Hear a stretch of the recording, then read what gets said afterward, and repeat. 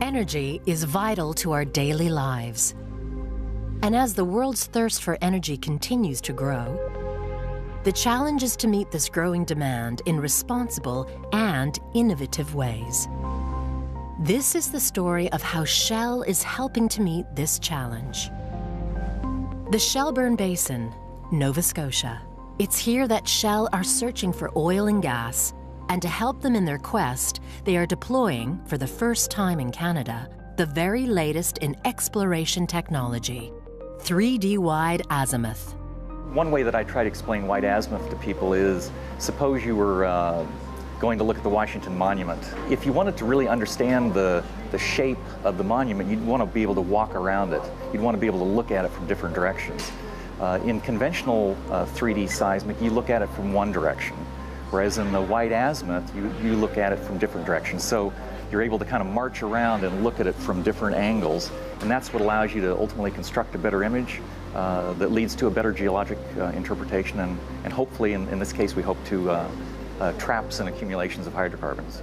We have pre-existing 2D data from surveys that have been done in the area, but they don't really provide us with enough confidence to select the best drilling location. So, we go back out, we'll now do the wide azimuth, which is a new technology, and we hope it'll give us the best possible chance of finding the appropriate drilling locations and making a discovery.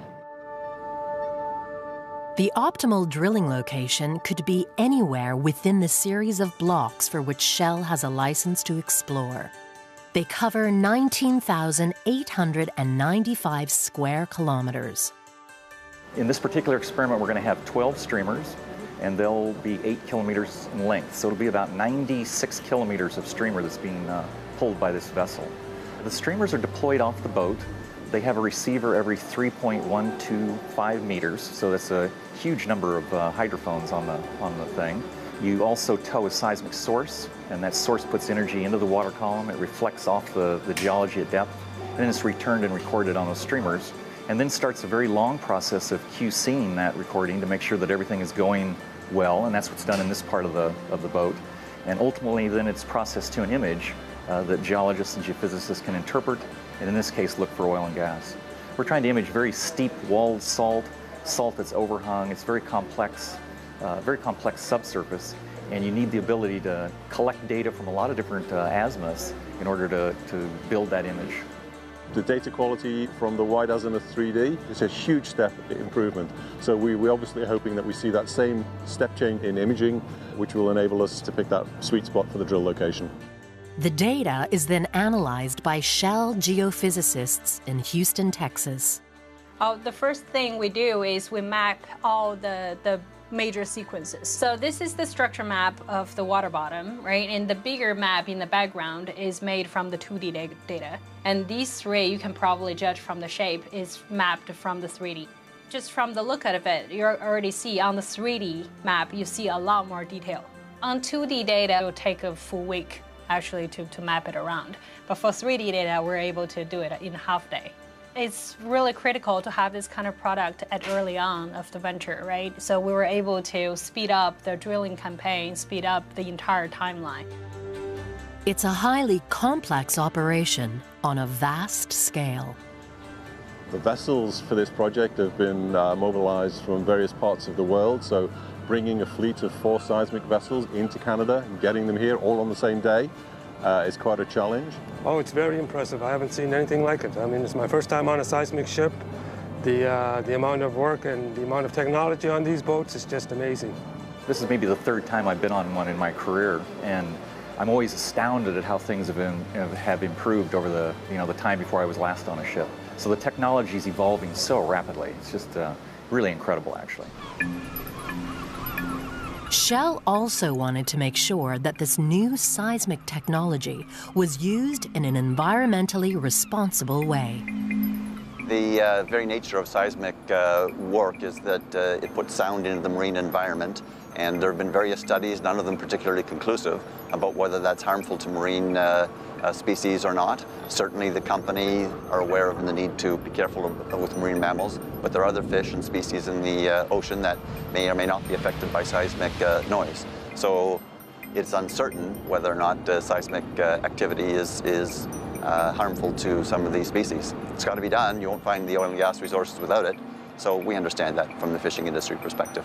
Obviously, it's a new area. There's a lot of environmental concerns. So, over the past year, we've had to produce an environmental assessment to demonstrate both to Shell and to the regulator, of course, that everything we are proposing conforms with Canadian environmental requirements and, of course, Shell's own environmental requirements. One of the things I'm especially proud of is we went and did acoustic modeling to better understand the seismic source, how it propagates in the water column, how it propagates differently in the summer than it does, say, in the spring or the fall. And we've tried to include all of those things in our environmental assessments so that we have the least amount of impact on marine life that we can. This ship got the green passport and is called as a clean class vessel. Nothing goes overboard from this vessel. That's a first of all company policy, nothing to be thrown overboard. On conventional vessels, let's say when you do the cooling of the engines, the water goes overboard. Here, warm water goes through the coolers and the water from the outside is cooling the calorifers. So just nothing is going to the ocean. The emission from the funnel is almost completely clean. And on top of it, every project we go in, we have a mammal observers and passive monitor as well. So we can see what's on the surface and we can see what's underwater as well. First and foremost, we're not going to do anything if we don't believe it's safe. So safety is more than a priority, it's a core value for us. If we can't ensure that our plans are focused on no harm to people, the environment, the assets, we just don't want to do it. But what they did want to do was create opportunities for local communities. Economic development and resource development go hand in hand, and the Aboriginal people welcome economic development as part of their growth within society. And having lived a marginalized life for many years for many different reasons, the development of oil and gas exploration is a very important factor to them. And when you see corporations coming in like Shell, taking the time to engage the community, that's welcoming because it shows that there's an open hand, an extended hand. The guiding principle here is that we want to have full and fair opportunity for Nova Scotians. So the way that we provide local benefits comes in a lot of different ways. It comes in projects like this where you're having supplies and come to the vessel, the food, the fuel, those kinds of things. It also comes in terms of employing people. So having people on these vessels that are principally Nova Scotian, we hope, but also Canadian in the larger sense. So we try to work with all the communities as well to try to make this a positive experience for everybody. I see it as an opportunity for some of our younger Mi'kmaq people that are well educated, and I see it also an opportunity for the children that are in the schools now in trying to train them to work in this field. It'd be interesting to have Shell at career fairs where the communities gather all their students and they come in and look at opportunities and careers that they might be interested in. This move by Shell, by being very transparent and open in the beginning, is a very important move. I think it sets a new bar for how to do business. The seismic survey, the largest of its kind carried out by Shell, was successfully completed a year ahead of schedule. In only 88 days, over 10,000 square kilometers of seismic data was collected. It's still too early to know whether Shell will be successful in its quest for oil, as the data is still being analyzed. However, Shell is proud of how it's doing business in Nova Scotia. I think about the things that I learned that you could do back in the university, say 25 years ago. These were things that we, had hoped to accomplish maybe one day, and now we're doing them, and we're doing them routinely. And so the evolution within the whole seismic imaging thing has it's just been an absolute step change.